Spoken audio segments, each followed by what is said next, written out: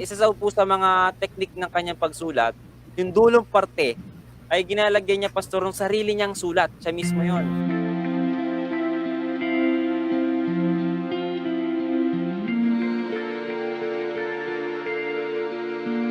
Pag-usapan muna natin para maintindihan ng lahat ano kaya yung ibig sabihin dito ng sinusulat si Pablo sa malalaki?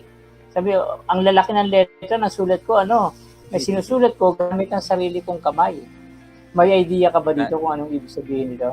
And dito pastor sa English, sabi diyan, see what large letters I have written to you with my own hands. Ang sabi dito pastor, Paul's custom typically in the ancient world was to dictate his letters to a secretary. But he would often personally write a short portion at the end, both to authenticate the letter and to add a personal touch. So ibig sabihin pastor, si Pablo raw pastor, hindi siya madalas, pero siya secretary pastor na pinagsasabihan ng kanyang mga libro para isulat para dun sa mga lugar na kanyang pagsusulatan. Pero ang isa po sa mga teknik ng kanyang pagsulat, yung dulong parte ay ginalagyan niya pastor ng sarili niyang sulat. Siya mismo yon.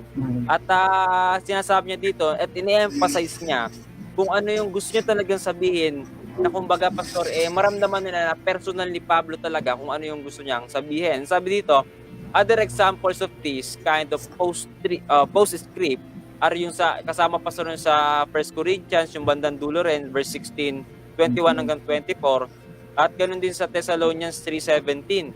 At sabi diyan, Paul points out that he wrote this postscript with large letters. Many speculations. Ito pastor, ito yung mga nangyari nung pinag-aralan nila, ito yung nakita nila kung bakit ganun yung ginagawa ni Pablo.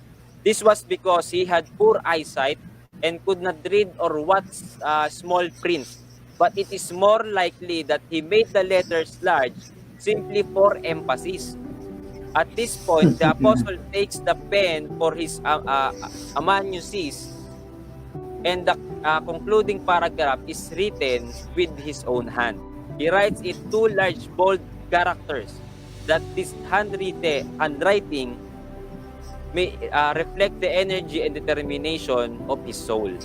Most commentators consider that he used large letters deliberately, either because he was treating his readers like children. Ayan po yung ibig sabihin pastor, para bang nilalakihan niya yung mga letra, kung gusto niyang ipa-emphasize dun sa mga tao, na pagkatantingin niya dito yung mga anak na tinuturuan pa rin. So kapag kinig natin pastor, pwedeng ito talaga yung kanyang dahilan din, Ito yung nakita nila sa mga pag-aaral, na maaaring ganun yung gusto niyang ipaunawa. Tinatawag niyang children ang mga tao dito. Marahil nakikita niya na kailangan nilang matuto at makita yung ma-emphasize na gusto niyang maintindihan ng mga taong ito. Kasi pastor, kung titignan natin, yung mga naka-bold letters na yun ay talagang mga importanteng bagay.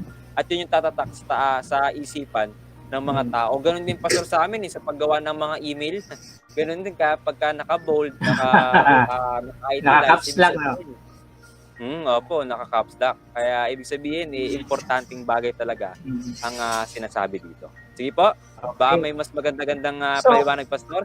Pwede namang mangyari yung dalawa, kahit alin doon pwede namang kasi kumbaga nanghuhula lang tayo dito sa motivation ni Pablo Yung ibang scholar nga kagaya ng pinaliwanag mo, talagang pinalaki niya dahil gusto niyang i-emphasize. Yung iba naman, nanghuhula na pinalaki niya kasi malabo yung mata niya. At alam mo, naniniwala ko yung pagiging malabo ng mata ni Pablo galing doon sa karanasan niya, doon sa daanan sa Damascus nung nabulag siya. Oo, kaya kumbaga dinala-dala niya yung pagiging mahina ng kanyang paningin. At yung ibang scholar nagsasabi naman, ito yung tinik sa kanyang tagiliran na sinasabi ni Pablo, mahina yung paningin niya. Ganun pa man, hula pa rin yun, Pero alin po naman pwedeng mangyari.